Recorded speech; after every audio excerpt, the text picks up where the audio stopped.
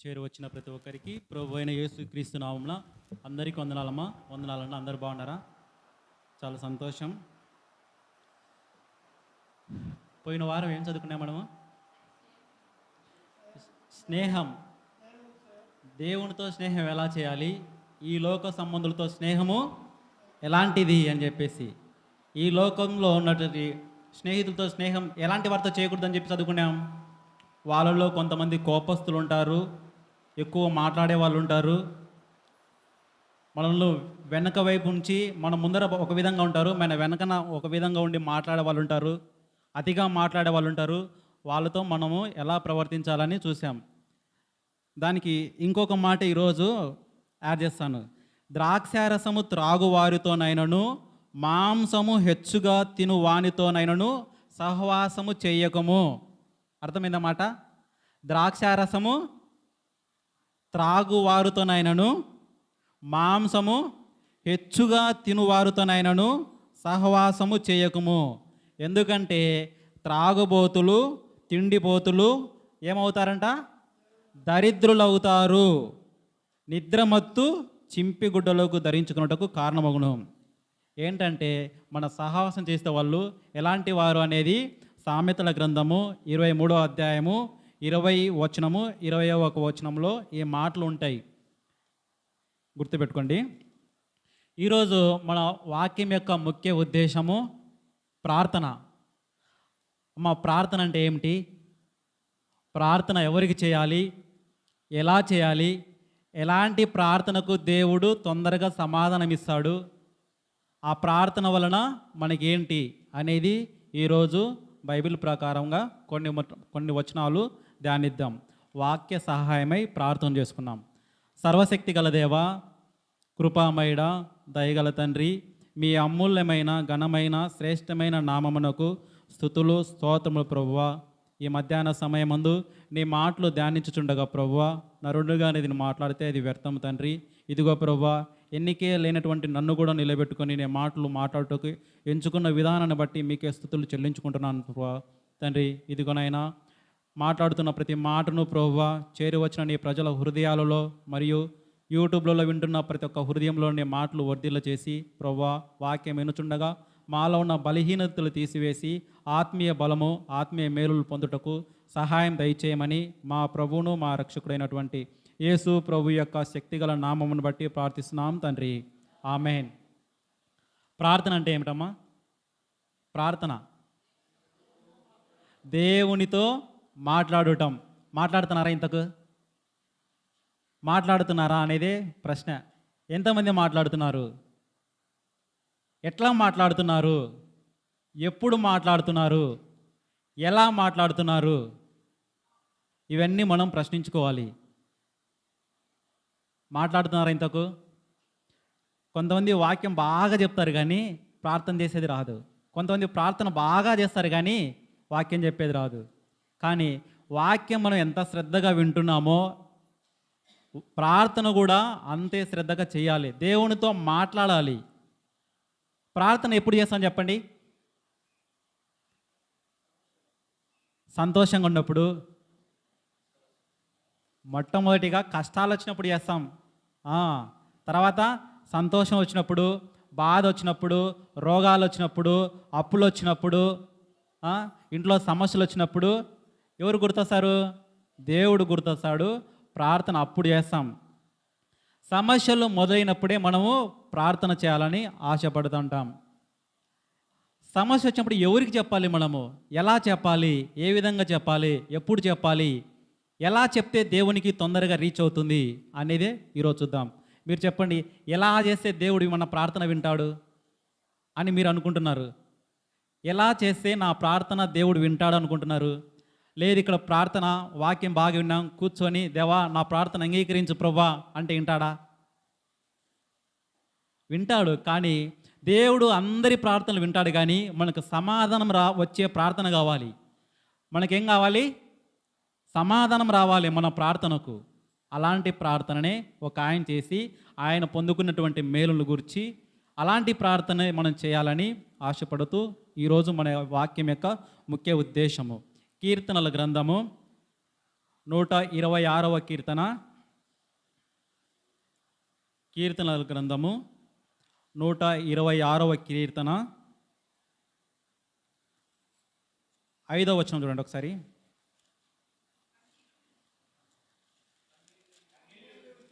కన్నీళ్లు విడుచుచు విత్తువారు సంతోష గానముతో పంట కోచెదరు.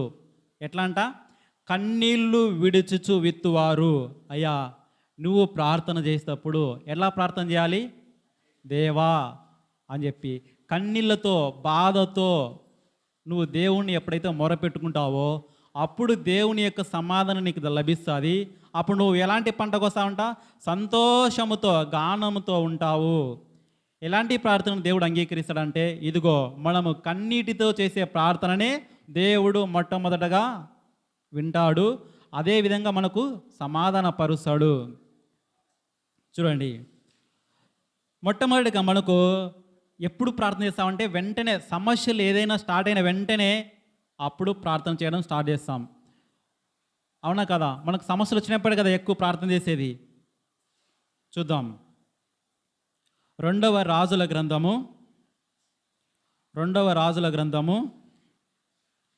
20వ అధ్యాయము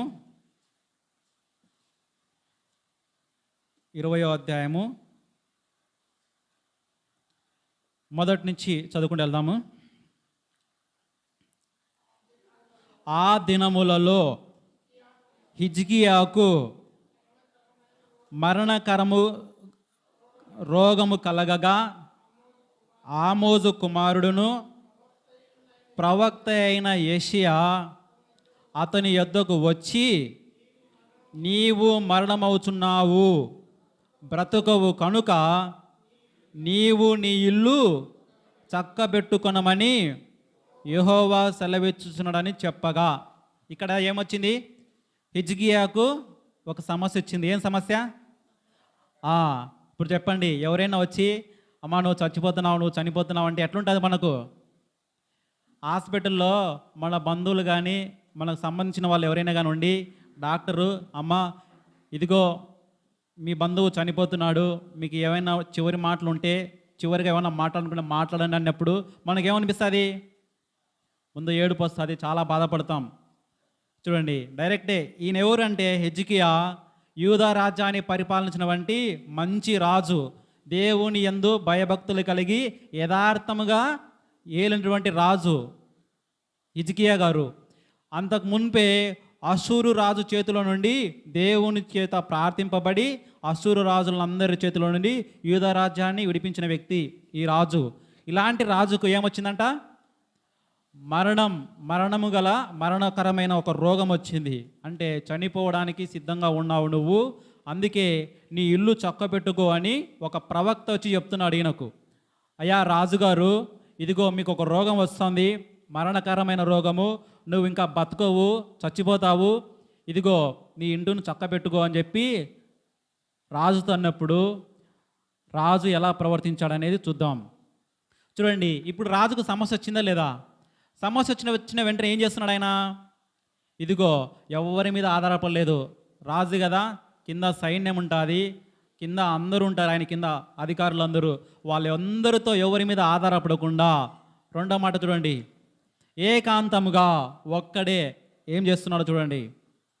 అతడు 2వ వచనము, అతడు తన ముఖము గోడ తట్టు తిప్పుకొని, యెహోవా యథార్థ హృదయుడవై సత్యముతో నీ సన్నిధిని నేనెట్లు నడుచుకొంటినో, నీ దృష్టికి అనుకూలముగా సమస్తమును నేనెట్లు జరిగించితినో కృపతో జ్ఞాపకము చేసుకొనుమని హిజ్కియా కన్నీళ్లు విడుచుచు యెహోవాను ప్రార్థించెను.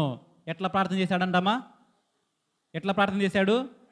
కన్నీళ్లు విడుచుచు, అయ్యా దేవా, నీ యథార్థ హృదయుడినై సత్యముతో నీ సన్నిధిని నేను ఎట్లు నడుచుకుంటునో, నీ దృష్టికి అనుకూలముగా సమస్తమును నేను ఎట్లు జరిగించుతో కృపతో నన్ను జ్ఞాపకం చేసుకోయ్యా. నేనైతే యథార్థంగా జీవించాను, సత్యంగా జీవించాను, ఒక్కసారి కృపతో నేను చేసిన యథార్థత వల్ల కాదు, నేను చేసినటువంటి మేలుల వల్ల కాదు. ఇదిగో కృప, నువ్వు ఇచ్చేటువంటి ఉచితమైన వరము, నీ కృపతో నన్ను జ్ఞాపకం చేసుకునవయ్యా. ఇదిగో నేను ఇప్పుడు మరణకరమైన రోగముతో బాధపడుతున్నానని కన్నీళ్లు విడుచుచు యెహోవాకు ప్రార్థించెను. చూడండి, ఎప్పుడైతే ఆయన ఒక్కడు ఒంటరిగా ఏకాంతంగా దేవుణ్ణి అయితే వేడుకున్నాడో అప్పుడే దేవుని యొక్క సమాధానము మనం వెంటనే చూస్తున్నాము. ఈ మాటలు ఎవరు చెప్పారు? ముందు ప్రవక్త అయిన యెషయా వచ్చి చెప్పాడు. యెషయా గారు వచ్చి చెప్పారు, నువ్వు చనిపోతున్నావు అంటేనే ఈయన ఎవరి మాటలు వినలేదు. ఒక్కడు గోడ తట్టు తిరిగి కన్నీళ్ళు విడుచుచు దేవుణ్ణి ప్రార్థించాడు. ఆ చెప్పిన వ్యక్తి బయటికి వెళ్ళి ఆ ఊరు ఇంకా దాటిపోలేదు. అప్పుడే దేవుని యొక్క వాకు అతనికి ప్రత్యక్షమై, ఇదిగో యెషయా, ఇదిగో ఈ హిజ్కియా ప్రార్థన నా యొద్దకు చేరింది, నువ్వు వెంటనే హిజ్కియా యొద్దకు వెళ్ళి ఈ మాటలు చెప్పు అని చెప్పి ఎవరైతే మరణిస్తున్నావు నువ్వు అని చెప్పాడో అదే వ్యక్తిని మళ్ళీ తిరిగి పంపించడం జరిగింది. చూడండి 4వ వచనం నుంచి, యెషయా నడిమిశాలలో నుండి అవతలకు వెళ్ళక మునిపే యెహోవా వాక్కు అతనికి ప్రత్యక్షమై ఇలాగూ సెలవిచ్చెను, నీవు తిరిగి నా ప్రజలకు అధిపతి అయిన హిజ్కియా యొద్దకు పోయి అతనితో ఇట్లనుము, నీ పితరుడైన దావీదునకు దేవుడగు యెహోవా సెలవిచ్చినదేమనగా, నీవు కన్నీళ్లు విడుచుట చూచి తిని నీ ప్రార్థన నేను అంగీకరించి ఉన్నాను, నేను నిన్ను బాగు చేసేదను, 3వ దినమున నువ్వు యెహోవా మందిరమునకు ఎక్కిపోదవు, ఇంకా 15వ సంవత్సరంలో ఆయుష్ నీకిచ్చేదను, మరియు నా నిమిత్తము నీ సేవకుడైన దావీది నిమిత్తము ఈ పట్టణమును నేను కాపాడుదును అని చెప్పి ఈ మాటలు యెషయా ప్రవక్త ద్వారా దేవుడు మాట్లాడుతున్నాడు. యెషయాకి చెప్తున్నాడు, ఇందాక ఆయన చనిపోతాడు అని చెప్పమని చెప్పావు కదా, మళ్ళీ ఆయన దగ్గరికి వెళ్ళి ఈ మాటలు చెప్పు. ఏం మాటలు అంటే, ఇదిగో నీవు చేసినటువంటి ప్రార్థన, కన్నీళ్లతో చేసినటువంటి నీ ప్రార్థన నేను విన్నాను, అందుకోసమే నీ యొక్క ఆయుష్ కాలము ఇంకా 15 సంవత్సరములు పొడిగిస్తున్నానని అతనితో చెప్పు అని ప్రవక్త ద్వారా దేవుడు మాట్లాడుతున్నాడు. చూడండి, మన ప్రార్థన ఎట్లుండాలి? బాధతో, రోదనతో, కన్నీళ్లతో ఆయన ఎందుకు మనం మోకరిల్లామంటే ఖచ్చితంగా ఆయన సమాధాన పరుస్తారు. ఒకవేళ నువ్వు ప్రార్థిస్తున్న నీకు సమాధానం లేదంటే ఇదిగో నీ జీవితంలో ఏదైనా వెలితి ఉందేమో గమనించు. ఇక్కడ ముందే చెప్తున్నాడు, అయ్యా దేవా, యథార్థ హృదయుడనై నీ ఎదుట నేను ఎట్లు ప్రవర్తించితినో అది ఒక్కసారి జ్ఞాపకం చేసుకో, సత్యముతో నేను ఉన్నాను, యథార్థ హృదయంతో నేను ఉన్నానని హిజ్కియా గారు చెప్తున్నాడు. అందుకే ఆయనకు వెంటనే దేవుని యొక్క వాక్కు ప్రత్యక్షమై చెప్తుంది. కన్నీళ్లతో చేసే ప్రార్థనకు ఏముంటుందంట? ఖచ్చితంగా సమాధానం ఉంటుంది. దీనికి ప్రత్యక్ష సాక్షులు ఎందరో, వారిలో నేను కూడా ఒకడిని. ఎన్నో మేలులు చూశాను. ఒకవేళ నీకు వెంటనే సమాధానం నీకు వెంటనే మేలు జరగకపోవచ్చు, కానీ ఏమొస్తుంది? నీ జవాబు అయితే వస్తుంది. ఇప్పుడు మనకు ఒక మంచి స్నేహితుడు ఉన్నాడు.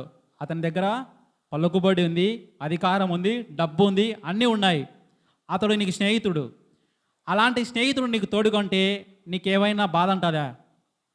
నువ్వు ఏదైనా తప్పిపోతున్నప్పుడు ఆ స్నేహితుని చూస్తే నీకేమనిపిస్తుంది? నాకేం కాదులే, నా పక్కన ఎవరున్నారు? నా స్నేహితుడు ఉన్నాడు. ఆయన దగ్గర ఏముంది? అధికారం ఉంది, డబ్బు ఉంది, పలుకుబడి ఉంది, అన్నీ ఉన్నాయి. ఇదిగో నేను తప్పిపోతున్నా కానీ నన్ను కాపాడే ఆయన నా పక్కన ఉన్నాడనే ధైర్యం వస్తుంది. ఒకవేళ నీకు ఆ స్నేహితుడు లేకపోతే నువ్వేమవుతావు? తొందరగా పడిపోతావు. ఇంతకు ఆ స్నేహితుడు ఎవరు? ప్రభు అయిన యేసుక్రీస్తు వారు. ఆయనతో నువ్వు స్నేహం చేస్తున్నావా అనేదే మనము పోయిన వారం చూసాం. అలాంటి ఆయనతో మనం స్నేహం చేసావంటేనా ఈ లోకంలో నువ్వు చాలా ధైర్యంగా ఉంటావు, ఏమి కోల్పోయినా కానీ. చూడండి, యేసు ప్రభు గారు ఈ లోకంలో ఉన్నప్పుడు ఎలా ప్రార్థన చేయమని చెప్పాడు? అసలు ప్రార్థన ఎందుకు మనకు ముఖ్యము? అయ్యా, సమస్య వచ్చినప్పుడే కాదు నువ్వు ప్రార్థన చేయాల్సింది. ఇదిగో ఇప్పుడు నేను బాగా ఉన్నాను, నాకు 3 పూట్ల తిండి ఉంది, ఆరోగ్యం ఉంది, కుటుంబం ఉంది, ఆయుష్తో మంచిగా ఉన్నాను, ఏ రోగము లేదు, కానీ నేను ప్రార్థన చేయను అని చెప్పి అనుకుంటున్నావేమో, అది పొరపాటు. యేసు ప్రభు వారు ఈ లోకంలో ఉన్నప్పుడు ఒక మాట చెప్పాడు. చూడండి, మనం ప్రార్థన ఎందుకు చేయాలి, ఎందుకు చేయాలి ఫస్ట్? ఇదిగో మత్తయి రాసిన సువార్త 26వ అధ్యాయము, మత్తయి రాసిన సువార్త 26వ అధ్యాయము 41వ వచనం చూడండి. 26వ అధ్యాయము, మీరు శోధనలో ప్రవేశించకుండానట్లు మెలకుగా ఉండి ప్రార్థన చేయుడి. ఆత్మ సిద్ధమే కానీ శరీరము బలహీనమని పేతురుతో చెప్పి. చూడండి, అయ్యా మీరు శోధనలో పడిపోకుండా ఉండాలంటే ఏం చేయాలా? ప్రార్థన చేయాలి. ఇంతకు శోధన ఏంటి? ఇదిగో ఈ శరీరము బలహీనం, ఆత్మ సిద్ధమే. ఏదైనా ఎంచుకుంటే అది ధైర్యంగా నిలబడుతుంది. మరణమా తీసుకుంటుంది, ఏదైనా కానీ ఆత్మ సిద్ధమే. కానీ నీ శరీరం ఉందే అది ఉత్తి బలహీనం అన్నదియా. నీ పక్కింటోడు కొత్త బట్టలు కొన్నా అంటే నీకేమనిపిస్తుంది? కొత్త బట్టలు కొనాలనిపిస్తుంది. నీ పక్కింటోళ్ళు ఏదైనా వెహికల్, ఒక వాహనం కొన్నాడనుకో, నీకేమనిపిస్తుంది? నీ దగ్గర డబ్బులు లేకుండా కానీ ఏమనిపిస్తుంది? ఆశ పడుతుంది. అదే నీ శరీరము ఒట్టి బలహీనమైనది. అది ఏం కోరుకుంటుందంటే లోకంలో ఉన్నటువంటి ఆశలు కోరుకుంటుంది. అందుకే అలాంటి ఆశలకు పోకుండా, అలాంటి పరిస్థితులను పోకుండా, ఇదిగో శోధనలో ప్రవేశించకుండా, చెడు అలవాటు నీకు రాకుండా, చెడుతనంతో నువ్వు ప్రవర్తించకుండా, చెడు సాహసం చేయకుండా ఏం చేయాలా? ప్రార్థన చేయాలి. అంతవరకు యేసు ప్రభువుతో నడిచిన పేతురు 3.5 సంవత్సరం యేసు ప్రభువుతో నడిచాడు. కానీ ఏం చేస్తున్నాడు? ఆ స్థితి వచ్చేటప్పటికి యేసు ప్రభు ఎవరో నాకు తెలియదు అంటున్నాడు. ఎందుకు? ఆయన శరీరం అలాంటిది, ఆయనకు బ్రతకాలనే ఆశ. ఇదిగో యేసు ప్రభువును ఒప్పుకున్నాడంటే ఈయనను కూడా శిక్షకు పాత్రునిగా ఎంచుతారని చెప్పి భయపడిపోయాడు. అందుకే ఈ శరీరము వట్టి నిష్ప్రయోజనమైనది. అందుకే ఈ శరీరం కోసము, ఈ శరీరము పాపములకు లోను కాకోకుండా నువ్వు ప్రార్థన చెయ్యా అంటుంది. ఇంతకు ఎవరికి చేయాలి ప్రార్థన? రాయికి చేయాలనా? చెట్టుకు చేయాలనా? గోడకు చేయాలనా? ఎవరికి చేయాలి? ఏ దేవునికి చేయాలి? సర్వాధికారి, భూమి ఆకాశము అన్నిటికంటే ఉత్తమము ఏదుందో ఆ లోకంలో ఎవరున్నారో ఆయనను గుర్తించాలి. చూసారా అన్నమాట ఒకసారి. ఎఫెసీయులకు రాసిన పత్రిక, ఎఫెసీయులకు రాసిన పత్రిక 3వ అధ్యాయము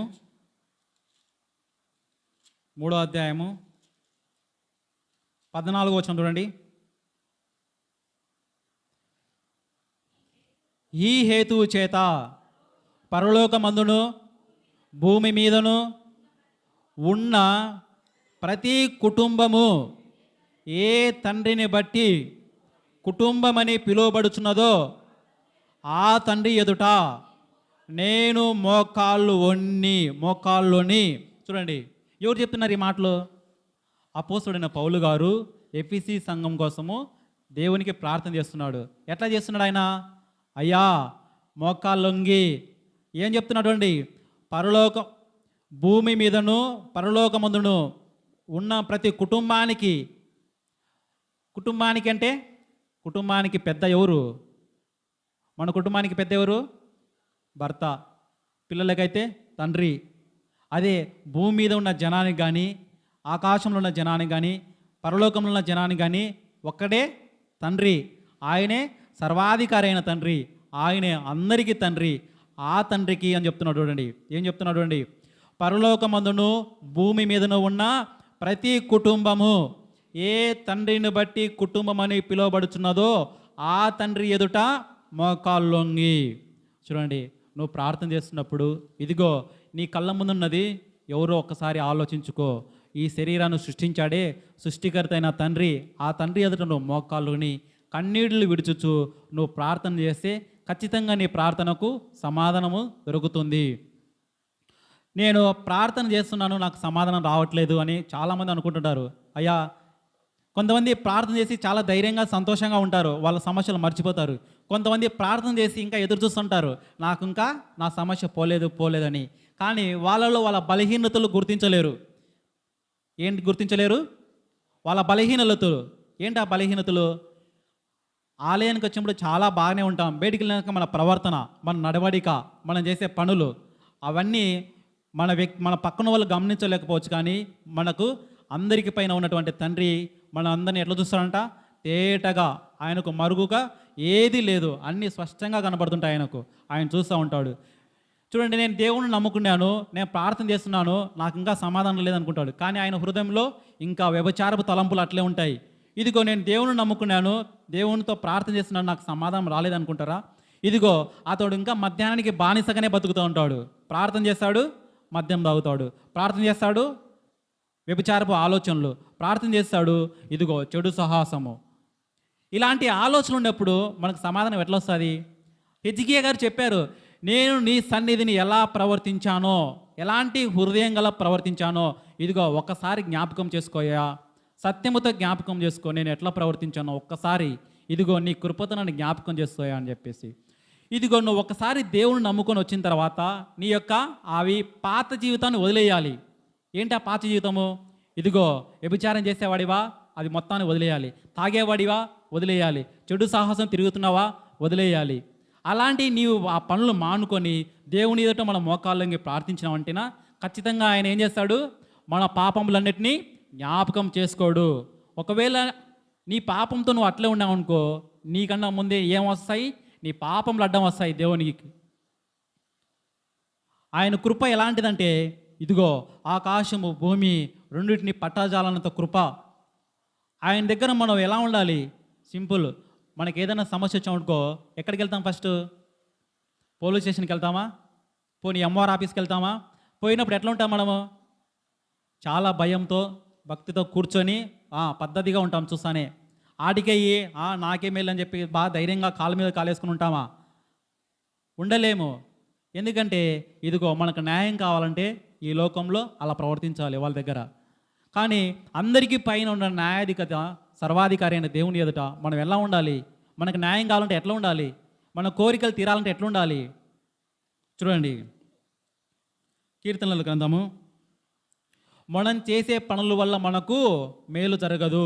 మనం చేసే ఈరోజు నేను 10 మందికి అన్నం పెట్టించాను, ఈరోజు నేను 10 మందికి బ్లడ్ ఇచ్చాను, ఇదిగో నేను 10 మంది బీదలను సాకుతున్నాను, ఇదిగో నేను 100 మందికి అనాథాశ్రయం కల్పించాను, ఇలాంటివి దేవుని దగ్గర మనకు కొంచెం మెప్పు పొందడానికి కానీ మనల్ని రక్షించడానికి కాదు.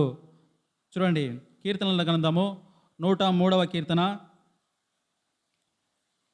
కీర్తనల గ్రంథము 103వ కీర్తన 11వ వచనం చూడండి.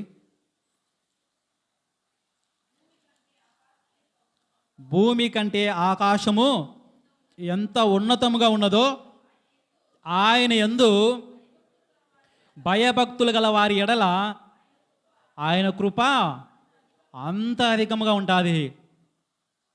మాట అర్థమైందా? అయ్యా, దేవుని దగ్గర ఎంత కృప ఉంటుందంటే ఆయన యందు ఎవరైనా భయభక్తులు కలిగి జీవిస్తున్నారో ఆ కృప ఎట్లా ఉంటుందంట? భూమి కంటే ఆకాశం ఎంత ఉన్నతంగా ఉంటుందో అంతకంటే ఎక్కువ అధికంగా ఏముంటుందంట? కృప ఉంటాదంట. దేవుని కృప మనకు తోడు కంటే ఈ లోకంలో ఏమైనా మనకు అసాధ్యమా? దేవుడు నాతో తోడున్నా అంటే నాకు ఈ లోకంలో ఏమైనా అసాధ్యమా? ఏమీ లేదు. ఇదిగో సమస్తము నెరవేర్చే ఆయన.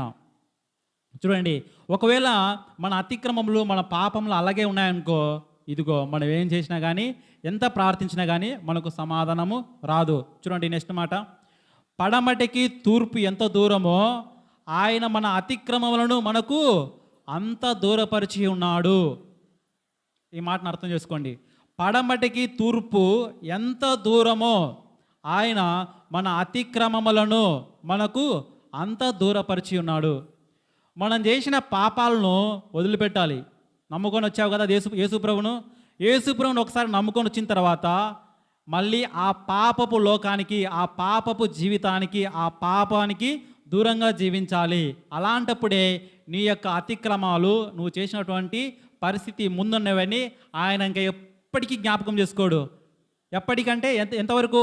తూర్పు నుంచి పడమరికి ఎంత దూరమో అంత. ఎప్పుడు? ఇదిగో అలాంటి జీవితాన్ని నువ్వు జీవించినప్పుడు, ఆ పాపపు జీవితం నుంచి బయటకు వచ్చిన నువ్వు మళ్ళీ ఆ లోకం వైపు చూస్తున్నావేమో ఆలోచించుకో ఒకసారి అని మనకు కీర్తనాకారుడు ఇక్కడ మనకి జ్ఞాపకం చేస్తున్నాడు. ఇలాంటి ప్రార్థన వల్ల మనకు ఉపయోగము లేదు. చూడండి, ఇంతకు హెజ్కియా గారు ఎలా జీవించాడు? రెండవ దినవృత్తాంత గ్రంథము 30వ అధ్యాయము 20వ వచనం చూడండి.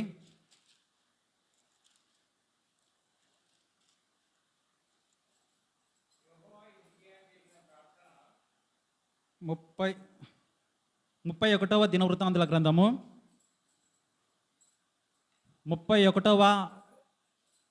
2వ దినవృత్తాంతాల గ్రంథము 20వ వచనం. హిజ్కియా యూదా దేశమంతటను ఇలాగున జరిగించని తన దేవుడైన యెహోవా దృష్టికి అనుకూలముగాను యథార్థముగాను నమ్మకముగాను పని చేయుచు వచ్చెను. తన దేవుని ఆశ్రయించుటకై దేవుని మందిరము సేవ విషయమంది అయితేనేమి, ధర్మశాస్త్ర విషయమందేమి, ధర్మమంతటి విషయమంది అయితేమి, తన ఆరంభించిన ప్రతి పని అంతటా అతడు హృదయపూర్వకంగా జరిగించి వర్ధిల్లెను. అయ్యా, హిజ్కియా గారు ఎందుకంత ఆశీర్వదించబడ్డాడు? అయ్యా, నువ్వు చచ్చిపోతావు అని చెప్పిన తర్వాత కూడా దేవుడు ఎందుకు అతనికి ఇంకా ఆయుష్కాలం పొడిగించాడంటే ఇది మెయిన్ ఆయన చేసింది ఏంటంటే, అంతవరకు యూదా దేశంలో ఉన్నటువంటి ఆ విగ్రహ ఆరాధన అయితేనేమి, ఆ సంఘంలో ఉన్నటువంటి అన్ని సమస్యలు నేనేం చేశాడు తీర్చి, ఇదిగో యాజకులుగా లేవీలందరినీ గుర్తించి ఇదో ఒక క్రమం ఏర్పాటు చేశారు. వీళ్ళు ప్రార్థన చేయాలి, వీళ్ళు పూజ చేయాలి, వీళ్ళు బలులు అర్పించాలి, ఇలా మీరు నడుచుకోవాలని చెప్పి. ఎట్లా అంట? సేవా విషయం అయితేనేమి, ధర్మశాస్త్ర విషయం అయితేనేమి, దేవుని మందిర విషయం అయితేనేమి, అన్నిటి యందు ఎట్లా ఉన్నాడంట? నమ్మకంగా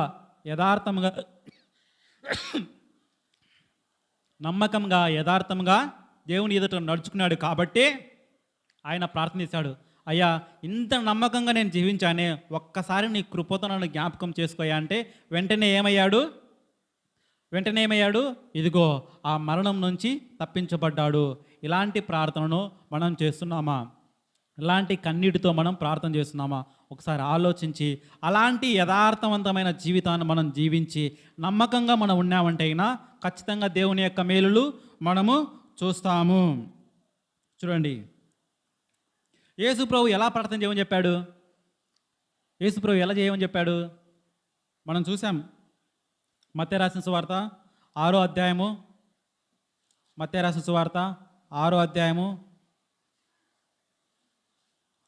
6వ వచనం చూడండి.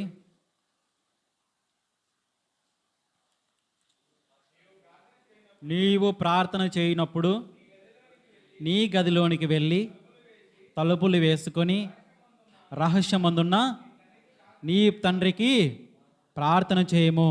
అప్పుడు రహస్యమందు చూచు నీ తండ్రి నీకు ప్రతిఫలం ఇచ్చును.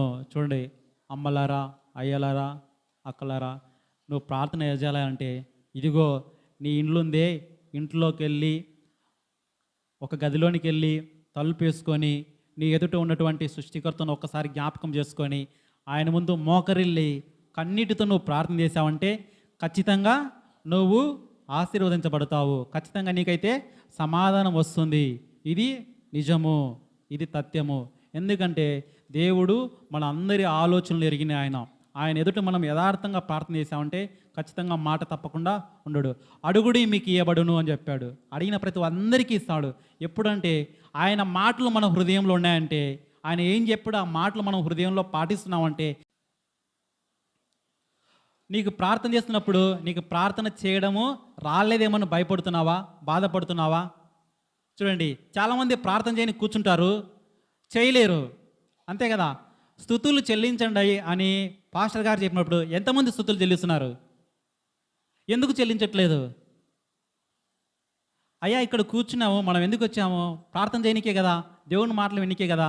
దేవుని మాటలు వింటున్నామంటే, దేవునికి విధేయుడై మనం జీవిస్తున్నామంటే, కనీసం ఆయన చేసిన మేలులు, ఆయన ఏం చేశాడు నా జీవితానికి, నేను ఎందుకు దేవుడిని నమ్ముకున్నా అని ఒక్క మాటైనా 2 మాటలైనా జ్ఞాపకం చేసుకొని, ఇదిగో నలుగురిలో నువ్వు సాక్ష్యం పొందలేకపోతున్నావే, ఇంకెలా నేను దేవుడు నమ్మేది? వీళ్ళు నా భక్తుడు, వీళ్ళు నా భక్తురాలు అని చెప్పి దేవుడు ఎలా నమ్ముతాడు? స్తుతులు చెల్లించండి, స్తుతులు చెల్లించలేం. పాట పాడతాం అంటే పాట పాడలేం.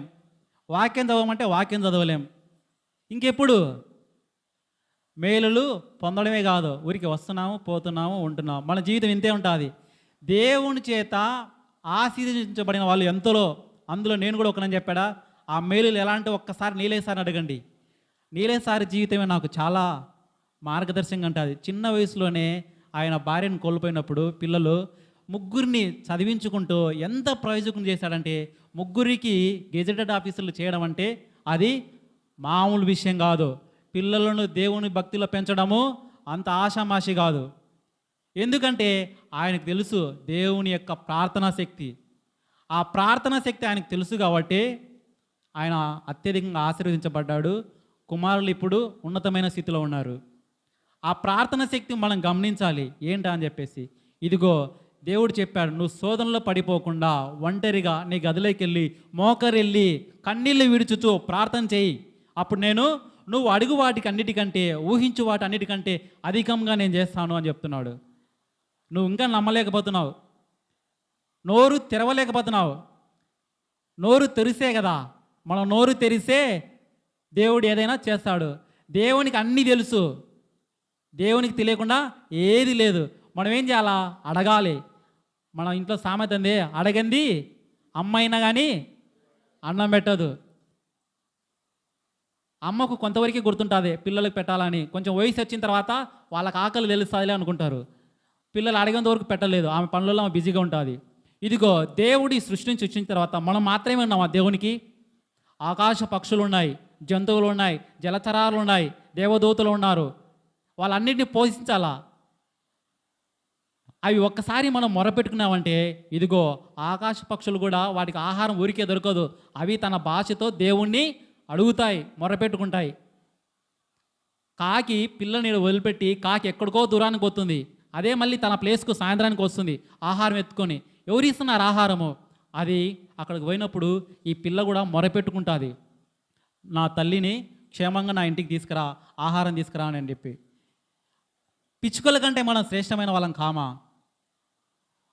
మనకు దేవుడు నోరు ఇచ్చాడు, మనసు ఇచ్చాడు, గ్రహించే శక్తిని ఇచ్చాడు, కాళ్ళు చేతులు ఇచ్చాడు, మంచి ఆరోగ్యాన్ని ఇచ్చాడు, కుటుంబం ఇచ్చాడు. కానీ ఆయన చేసిన మేలులు మాత్రం మర్చిపోతున్నాం. అందుకే మన ప్రార్థనకు ఏం రావట్లేదు?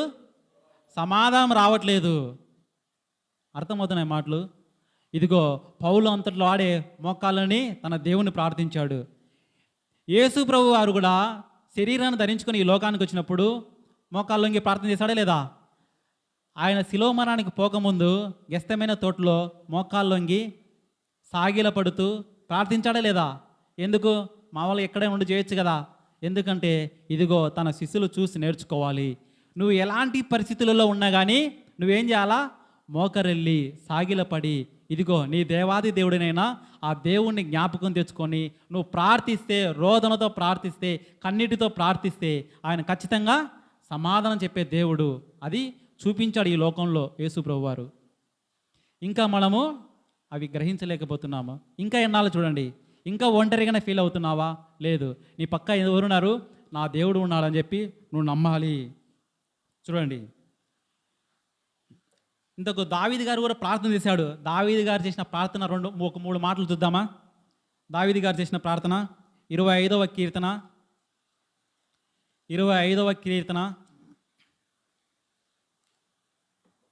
7వ వచనం చూడండి. ఆ కీర్తనలన్నీ ఆ 25వ కీర్తనలో ఉన్న మాటలన్నీ దావీదు గారు చేసిన ప్రార్థన. వాటిలో కొన్ని మాటలు మనము మాట్లాడుకుంటున్నాం. 7వ మాట, నా బాల్య పాపములను నా అతిక్రమములను జ్ఞాపకము చేసుకొనకము, యెహోవా నీ కృపను బట్టి నీ దయ చొప్పున నన్ను జ్ఞాపకములో ఉంచుకొనుము. అయ్యా దేవా, ఇదిగో నేను బాల్యతనంలో చేసిన తప్పులు ఎన్నో ఉన్నాయి, నా అతిక్రమములు ఎన్నో ఉన్నాయి.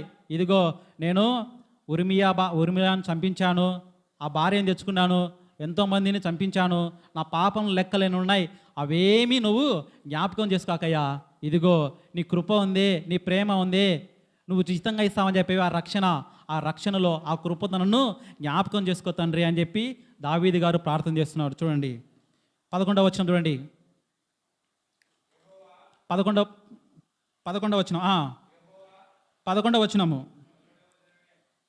25వ కీర్తన 11వ వచనం. నా పాపము బహుఘోరమైనది, నీ నామమును బట్టి దాన్ని క్షమించుము. అయ్యా నువ్వు మోకరిల్లి ఏం ప్రార్థన చేయాలంటే, తండ్రి ఇదిగో నేను నా బాల్యంలో ఎన్నో పాపాలు చేశాను, నా హృదయంలో ఎన్నో పాపాలున్నాయి, నా పాపము బహుఘోరమైనది, నీ నామాన్ని బట్టి వాటన్నిటిని క్షమించు తండ్రి. ఇదిగో నీ కృపతో నన్ను జ్ఞాపకం ఉంచుకో ప్రభువా, నీ కృపతో నన్ను ఒక్కసారి ప్రేమించు తండ్రి, నన్ను ఆశీర్వదించు తండ్రి అని చెప్పి ప్రార్థించామంటే ఖచ్చితంగా దేవుడు సమాధానపరుస్తాడు. 16వ వచనం చూడండి.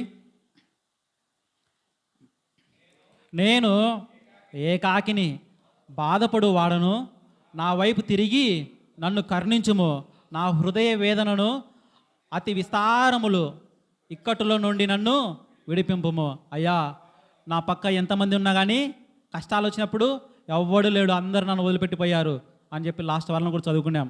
ఇదిగో నేను ఏకాకిని, నేను చేసిన పాపములు ఎన్నో ఉన్నాయి, వాటన్నిటినీ నువ్వు జ్ఞాపకం ఉంచుకోకయ్యా, నీ కృప ఉంది, ఆ కృపతో నన్ను జ్ఞాపకం చేసుకో. నా హృదయ వేదనలు, నా హృదయ తలంపులు బహుఘోరమైనవి, అవి ఎప్పుడూ నిరంతరము ఈ లోకంలో ఉన్నటువంటి ఆలోచనలతోనే ఆలోచిస్తాయి, వాటిని నువ్వు తీసివేసి ఇదిగో ప్రభువా నీ కృపతో నన్ను జ్ఞాపకం చేసుకోయా అని దావీదు గారు ప్రార్థన చేస్తున్నాడు. చూడండి, అందుకే దావీదు యొక్క గోత్రంలోనే దేవుడు పుట్టాడు. ఇప్పుడు వరకు మనం దావీదు గారిని చదువుకుంటున్నామంటే ఏంటి అర్థము? ఆ రోజు దేవుడు వాగ్దానం చేశాడు, ఇదిగో నీ సంతానముల నుంచే రాజులకు రాజు పుడతాడని చెప్పేసి. ఆయనే యేసు ప్రభువారు. ఇంతగా ఆశీర్వదించబడడానికి కారణం ఏంటంటేనా, ఆయన తన పాపాలు ఒప్పుకొని, ఆయన పాపాలు ఎన్నో బైబిల్ గ్రంథంలో మీరు క్లియర్గా చదివితే నాకు అర్థమైందంటేనా, దావీదు కన్నా పాపి ఇంకొకరు లేరు. అంత ఘోరమైన పాపి. ఈ బైబిల్ గ్రంథంలో ఎన్ని పాపాలు ఉన్నాయో, ఎంతమంది వ్యక్తులు ఉన్నారో, అందరికంటే ఎక్కువ పాపం చేసింది దావీదు గారే. కానీ అందరికంటే ఎక్కువ ఆశ్రయించబడింది కూడా దావీదు గారే. ఎందుకు? ఆయన తన తప్పు తెలుసుకున్నాడు. తెలుసుకున్న తర్వాత తన జీవితాన్ని దేవుని చేతిలో పెట్టాడు, దేవుని చిత్తానుసారంగా జీవించాడు. అందుకోసమే ఇదిగో మనం ఈరోజు జ్ఞాపకం చేసుకుంటున్నాము. ఎందుకు జ్ఞాపకం చేసుకుంటున్నామంటే, ఇదిగో దావీదు గారే ఎందుకు, యోబు గారే ఎందుకు, మోసే గారే ఎందుకు, లోతు ఎందుకు, ఏలియా గారు ఎందుకంటే నీతిమంతులను జ్ఞాపకం చేసుకుంటా మనకు ఆశీర్వకరము. వారి జీవితం నుంచి మనము కొన్ని నేర్చుకోవాలి. ఇందాక మోసేసారి చెప్పినప్పుడుగా ఈ లోకంలో జీవించినటువంటి ఏసన్న గారు కూడా ఆయన జీవితంలో ఎన్నో కష్టాలు పడ్డారు. చివరికి దేవుని చేత ఆశీర్వించబడి ఈ లోకంలో ఎన్నో సంఘాలు కట్టబడ్డాడంటే దానికి కారణము దేవుని యొక్క కృప. ఆయనను కూడా మనం ఈరోజు తలుచుకుంటున్నామంటే ఇదిగో మనం కూడా ఆయనను నీతిమంతుల్లాగానే అనుకుంటున్నాము. చూడండి, నీతిమంతుని మనం జ్ఞాపకం చేసుకోవాలి, అది మనకు ఆశీర్వాదకరం. చూడండి, మనం నిజంగా దేవుణ్ణి ప్రార్థించాలంటే మనకేమొస్తుంది? ఖచ్చితంగా మన మొర ఆయన ఉంటాడు. అందుకే నిజముగా మొరపెట్టినా దేవుడాలకించకుండునా, సహనముతో కనిపెట్టినా సమాధానమియ్యకుండునా. జీవము గల దేవుడు మౌనముగా ఉండునా, తన పిల్లల కాయన మేలు చెయ్యకుండునా, తన పిల్లల కాయన మేలు చెయ్యకుండునా. నిజముగా మొరపెట్టినా దేవుడాలకించకుండునా, సహనముతో కనిపెట్టినా సమాధానమియ్యకుండునా. పరలోక తండ్రి నడిగినా మంచి ఒలియ్యకుండునా, పరలోకపు తండ్రి నడిగినా మంచి ఒలియ్యకుండునా. కరములెత్తి ప్రార్థించిన దీవెనలు కురియకుండునా, కరములెత్తి ప్రార్థించిన దీవెనలు కురియకుండునా. జీవము గల దేవుడు మౌనముగా ఉండునా, తన పిల్లల కాయన మేలు చేయకుండునా, తన పిల్లల కాయన మేలు చేయకుండునా. చూడండి, మన అవసరాలు ఎన్నో దేవునికి తెలుసు. మనం ఒక్కసారి నిజంగా దేవుని దగ్గర మొరపెట్టుకున్నామంటే ఖచ్చితంగా దేవుడు సమాధానము ఇస్తాడు. అంత ఓపిక మనకు ఉండాలి. చూడండి, ఈ మాటలు మీరు నిజంగా నమ్మి దేవుని మొరపెట్టుకున్నారంటే ఖచ్చితంగా మీకు సమాధానము దొరుకుతుంది. అందుకే మనం ఎల్లప్పుడూ ఏ సమస్య వచ్చినా కానీ దేవుని ముందు మనం మోకరిల్లి కన్నీటితో చేసే ప్రార్థనలు. అయ్యా, ప్రార్థనలు ఎన్నో రకాలు ఉన్నాయి. ఎలాంటి ప్రార్థనలు? ఉపవాసం ప్రార్థనలు. 3 రోజులు, 1 రోజు, 41 రోజు ఉపవాస ప్రార్థనలు ఎన్నో ఉన్నాయి. కూర్చొని చేసేవాళ్ళు, నిలబడుకొని చేసేవాళ్ళు. ఇదిగో ఎలాంటి ప్రార్థనలు ఉన్నాయి, కానీ కన్నీటి ప్రార్థనకు ఒక ప్రత్యేకత ఉంది. మరణకరమైన రోగం నుండి తప్పించబడ్డాడు. ఎందుకంటే ఆయన దేవుని దృష్టికి యథార్థంగా జీవించి కన్నీళ్లు విడుచుచు దేవుణ్ణి ప్రార్థించాడు. అందుకే ఆయన ఆశీర్వదించబడ్డాడు. ఈ మాటలని మనం కూడా జ్ఞాపకం పెట్టుకొని ఇదిగో దేవుని చిత్తానుసారంగా మనం జీవించామంటే ఖచ్చితంగా మనకు కూడా ఆయన సహాయం చేస్తాడు. అయ్యా, దేవుడు ఎప్పుడో చెప్పేశాడు, నువ్వు ప్రార్థన చేస్తే నీకు నేను సహాయం చేస్తా అని. ఒకవేళ నీకు ప్రార్థన చేసేది కూడా రాలేదనుకో, నువ్వు కళ్ళు మూసుకో, కూర్చో, ఒక్కసారి జ్ఞాపకం చేసుకో, దేవా నేను ఏకాకిని, నేను పాపంలో ఉన్నానని చెప్పి నువ్వు ప్రార్థన స్టార్ట్ చేసావో లేదో నీకు ఎవరు ఇస్తారంట? దేవుడు పరిశుద్ధ ఆత్మను మనకిస్తాడు. చూడండి మాట, లూకా రాసిన సువార్త 11వ అధ్యాయము, లూకా రాసిన సువార్త 11వ అధ్యాయము 13వ వచనం చూడండి. పరలోకమందున్న మీ తండ్రి తను అడుగు వారికి పరిశుద్ధ ఆత్మను ఎంతో నిక్షేమగా అనుగ్రహించును. అయ్యా, నువ్వు అడిగితే చాలు, నీకు దేవుడు పరిశుద్ధ ఆత్మ ద్వారా నీకు రెడీగా ఉన్నాడు సహాయం చేయడానికి. నువ్వేం చేయాలా? అడగాలి. చూడండి, రోమా రాసిన పత్రిక చివరగా రోమీలకు రాసిన అపోస్తుడైన పౌలు గారు రోమీలకు రాసిన పత్రిక చివరి మాట, అపోస్తుడైన పౌలు గారు రోమీలకు రాసిన పత్రిక 8వ అధ్యాయము 26వ వచనం చూడండి. అటువలే 26వ వచనం, అటువలే ఆత్మయు మన బలహీనతను చూచి చేయుచున్నాడు, సహాయం చేయుచున్నాడు. ఏలైనగా మనము యుక్తముగా ఎలా ప్రార్థన చేయవలనో మనకు తెలియదు, కానీ ఉచ్చరింప శక్యము కానీ మూలుగులతో ఆత్మ తానే మన పక్షముగా విజ్ఞాపన చేయుచున్నాడు. ఇందాక మనము లూకా రాసిన సువార్త 11వ అధ్యాయము 13వ వచనం చూసామా? ఏం చూసాము? నువ్వు అడిగే ప్రతి వాటికి దేవుడు పరిశుద్ధాత్మను నీకు ఫస్ట్ అందిస్తాడు. పరిశుద్ధాత్మ సహాయం నీకు వస్తుంది. నీకు ప్రార్థన చేయేది రాకపోయినా కానీ నువ్వు వచ్చి మోకరిల్లావంటే ఇదిగో నీ తరపున ఎవరు విజ్ఞాపన చేస్తారు? ఆత్మనే కదా. మీ బైబిల్ ఎట్లుంది? అది మన ఆత్మ అనుకుంటున్నారు. అది చూడండి ఒకసారి, బోల్డ్గా ఉంటుంది, పెద్ద అక్షరాలతో ఉంటుంది. ఇది పరిశుద్ధాత్మ. నీ పక్షాన దేవుడే మొరపెట్టుకుంటాడు. పరిశుద్ధాత్మ ద్వారా దేవుడే నీ విజ్ఞాపనను వింటాడు. ఆయన మనకు సమాధాన పరుస్తాడు. చూడండి, అటువలే ఆత్మయు మన బలహీనతను చూసి, అయ్యా నువ్వు ఏ బలహీనతలు ఉన్నావో చూచి నీకు సహాయం చేయాలని ఆయన అనుకుంటున్నాడు. ఏలనగా మనం యుక్తముగా ఎలా ప్రార్థన చేయాలో మనకు తెలియకుండా కానీ, మనం ప్రార్థన ఎలా మొదలు పెట్టాలి, ఎలా ప్రార్థన చేయాలి తెలియకుండా కానీ దేవుడే మన పక్షాన ఉండి ఉచ్చరింప శక్యము కాని మూలుగులతో ఆత్మ మనకు సహాయం చేస్తూ ఉంది. అదే మొరపెట్టుకుంటుంది, మన తరపున ప్రార్థిస్తుంది. అందుకే మనము ఆ దేవుని ఎదుట కన్నీళ్ళు విడుచుచు రోదనలతో యథార్థంగా సత్యముతో ప్రార్థించామంటే, నమ్మకంగా ఉన్నామంటే ఖచ్చితంగా ఆయన మేలులు మనం పొందుకుంటాము. ఈ మాటలు మన హృదయంలో పెట్టుకొని, మన వెడుకల్లో పెట్టుకొని ఆచరిస్తూ మనం కూడా దేవుని యొక్క మేలులు ఆశీర్వాదం పొందాలని మనస్ఫూర్తిగా ఆ దేవుని నామం బట్టి ప్రార్థిస్తూ నా వాక్యాన్ని ఇంతటితో ముగిస్తున్నాను. ఈ అవకాశం ఇచ్చిన పెద్దలకు నా హృదయపూర్వకంగా వందనాలు తెలుపుకుంటాను. Thank you.